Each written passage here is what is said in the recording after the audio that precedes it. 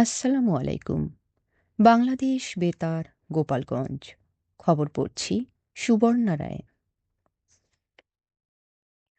অন্তর্বর্তীকালীন সরকারের গৃহায়ন ও গণপূর্ত শিল্প, স্থানীয় সরকার, পল্লী উন্নয়ন ও সমবায় মন্ত্রণালয়ের উপদেষ্টা আদিলুর রহমান খান বলেছেন, জনতার কাফেলা হ্যাঁ ভোটের পক্ষে, জুলাই সনদের পক্ষে এবং নতুন বাংলাদেশের পক্ষে। গতকাল কক্সবাজার পাবলিক লাইব্রেরিতে গণভোট বিষয়ে আয়োজিত জনসচেতনতামূলক সভায় প্রধান অতিথির বক্তব্যে তিনি একথা বলেন। তিনি বলেন, জাতীয় সংসদ নির্বাচনে ভোট দেওয়ার পাশাপাশি আগামী ১২ ফেব্রুয়ারি গণভোটে হ্যাঁ ভোট দিয়ে নতুন বাংলাদেশের ধারাবাহিকতা বজায় রাখতে হবে। উপদেষ্টা আরও বলেন, বাংলাদেশ হবে বৈষম্যহীন ও ফেসিবাদ মুক্ত, যেখানে গুম, ক্রসফায়ার ও আয়নাঘরের মতো চর্চার আর স্থান থাকবে না। সভা শেষে তিনি গণভোট প্রচারণার গাড়ির কার্যক্রম উদ্বোধন করেন। পররাষ্ট্র উপদেষ্টা মোহাম্মদ তৌহিদ হোসেন বলেছেন, বাংলাদেশ নিয়মভিত্তিক আন্তর্জাতিক শৃঙ্খলা ও বৈশ্বিক অর্থনৈতিক সহযোগিতাকে সমর্থন করে।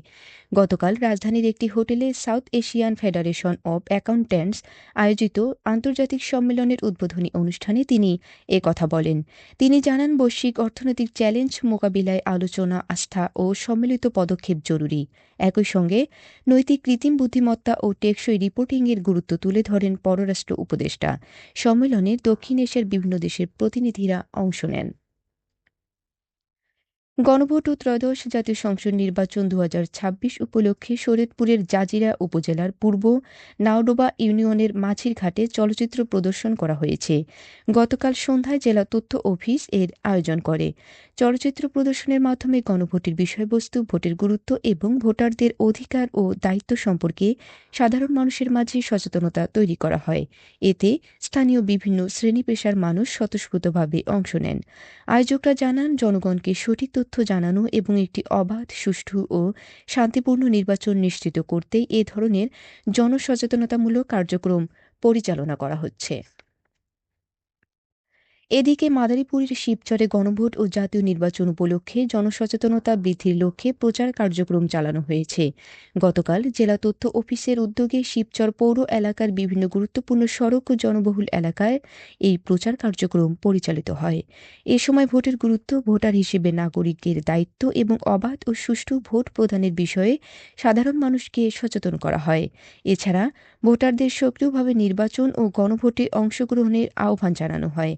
জেলা তথ্য অফিস জানায়, নির্বাচন ও গণভোটকে সামনে রেখে ধারাবাহিকভাবে এ ধরনের জনসচেতনতামূলক কার্যক্রম অব্যাহত থাকবে।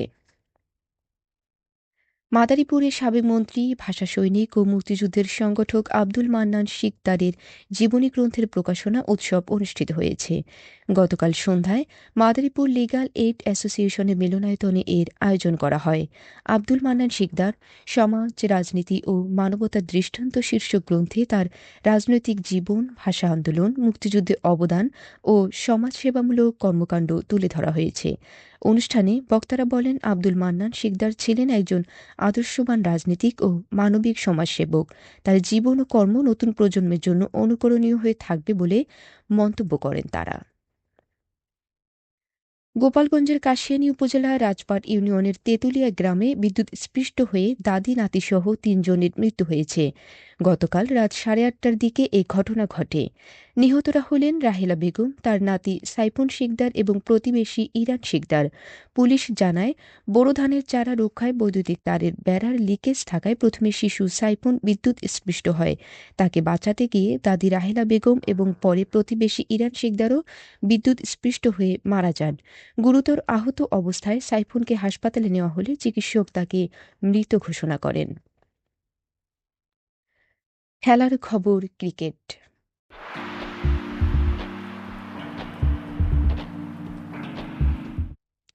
নড়াইলের বীরশ্রেষ্ঠ নূর মোহাম্মদ স্টেডিয়ামে অনুষ্ঠিত ইয়ং টাইগার্স অনূর্ধ্ব-১৬ জাতীয় ক্রিকেট টুর্নামেন্ট গতকালের খেলায় যশোর জেলা দল চুয়াডাঙ্গা জেলা দলকে ১২৩ রানে পরাজিত করেছে।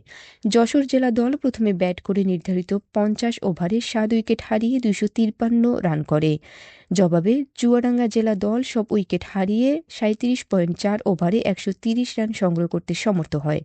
জেলা ক্রীড়া সংস্থা এই টুর্নামেন্টের আয়োজন করেছে। সবশেষে আবহাওয়া।